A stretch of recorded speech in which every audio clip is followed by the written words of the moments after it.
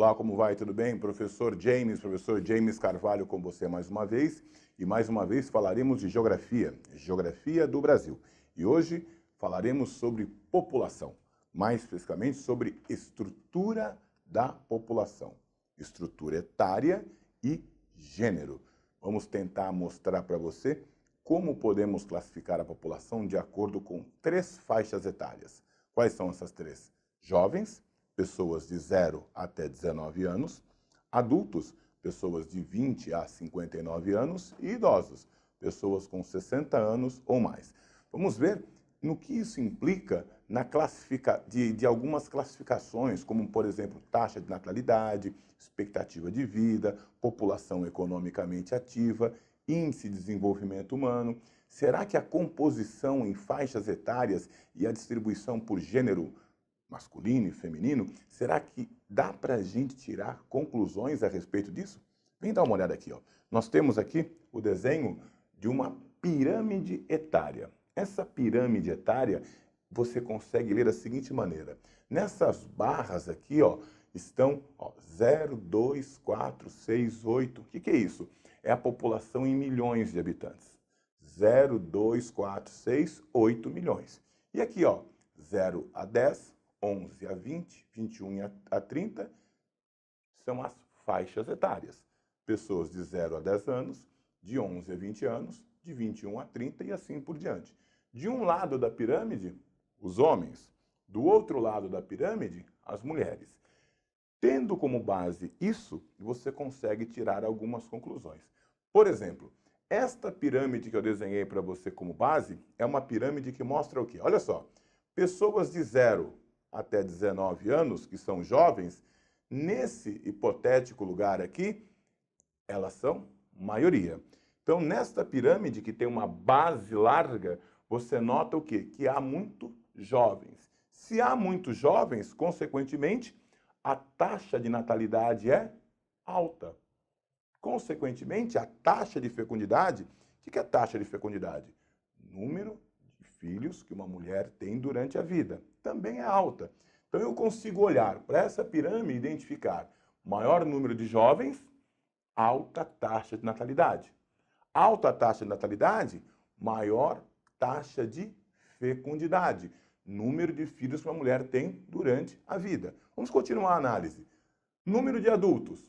Bom, o número de adultos aqui é o que vai dar o quê? A população economicamente ativa. A população economicamente ativa, oficialmente, não é? São pessoas de 15 até 70 anos, não é?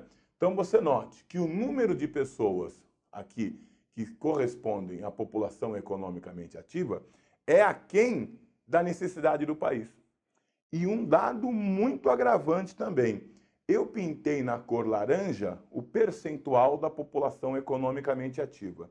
Notem que além da população economicamente ativa ser baixa em relação, por exemplo, ao número de jovens, você ainda tem uma diferença de gênero. Olha só, mais homens estão na população economicamente ativa do que mulheres. Notem, até os 30 anos, o número de homens e mulheres na população economicamente ativa se equilibra.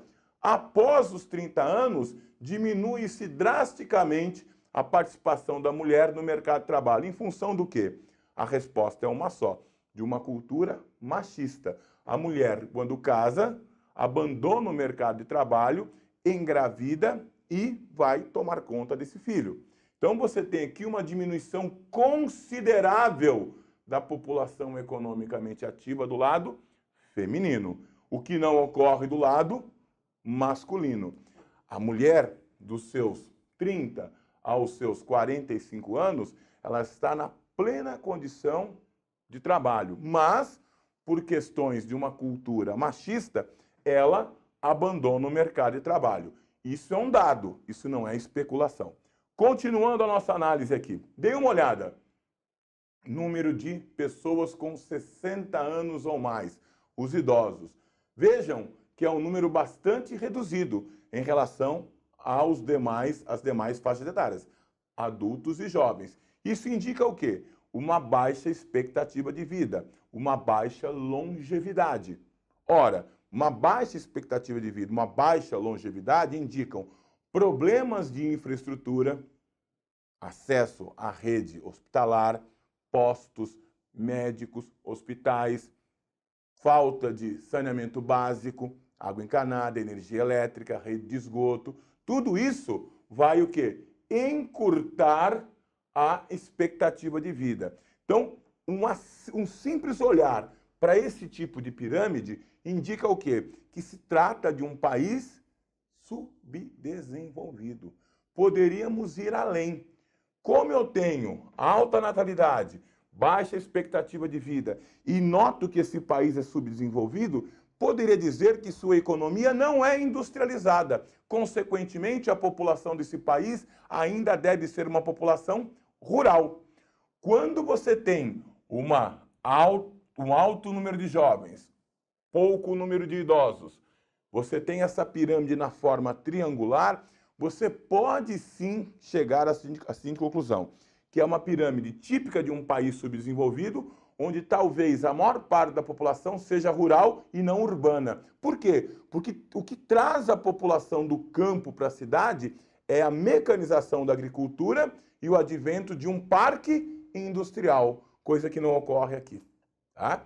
Bom, vamos ver agora outros tipos de pirâmides etárias.